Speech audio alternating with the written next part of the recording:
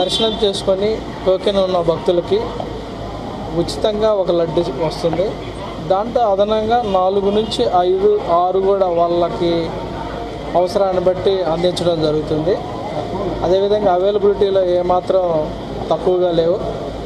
So అయితే లడ్లకు సంబంధించి మేము చేసిన కొద్ది పరిశోధనలో కానీ మా దృష్టికి వచ్చిన విషయాలన్నిటిని కూడా పరిగణలో తీసుకొని ఒక చిన్న మార్పు చేయడం జరిగింది.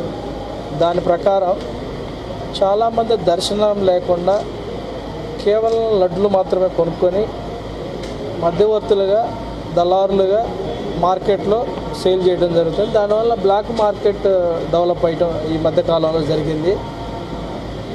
మేము ఈరోజు విజిట్ చేసినప్పుడే మేము మెట్లెక్కుతుంటేనే ఒక వ్యక్తి 3 బ్యాగుల్లో తీసుకెళ్తారు. అసలుకే వడలు చాలా తక్కువగా ఉంటే దర్శనం చేసుకున్నారంటే దర్శనం చేసుకోలేదు ఆమె.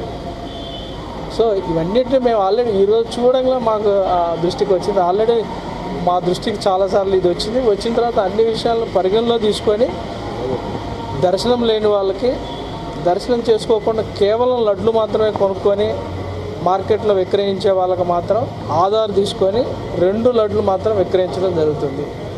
దీంట్లో సామాన్య భక్తులకి వాళ్ళ యొక్క బెనిఫిట్ కోసమే ఈ చర్యలు తీసుకోవడం జరిగింది.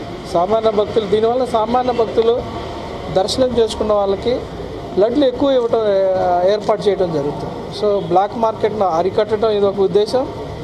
కేవలం లడ్లు కొనుక్కొని లడ్లు కోసమే వచ్చి లడ్లు మాత్రమే తీసుకెళ్లే వాళ్ళకి మాత్రము ఇది ఒక స్టింజెంట్ మెజర్ అని చెప్పొచ్చు.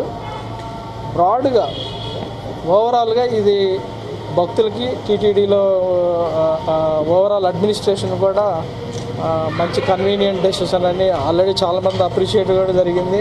కొన్ని ఛానల్లో అలా చేశారు, ఇంకొక ఛానల్లో వేరే రకం చెప్పారు. బట్ పాలసీలు ఎక్కడ ఏం చేంజ్, పాలసీ అలానే ఉంది. కేవలం దర్శనం లేని వాళ్ళు మాత్రమే ఒక ఆధార్ను తీసుకొని 2 లడ్లు ఇవ్వడం జరుగుతుంది. ఇది ఒక్కటే చేంజ్. మీరందరూ సహకరించాలి. ఫ్యాక్ట్లు మాత్రం, నిజాలు మాత్రమే మీరు కొంచెం ప్రచారం చేస్తే అందరికి కూడా ఉపయోగకరంగా ఉంటుందని ఆశిస్తున్నాము. అందరికీ నమస్కారం.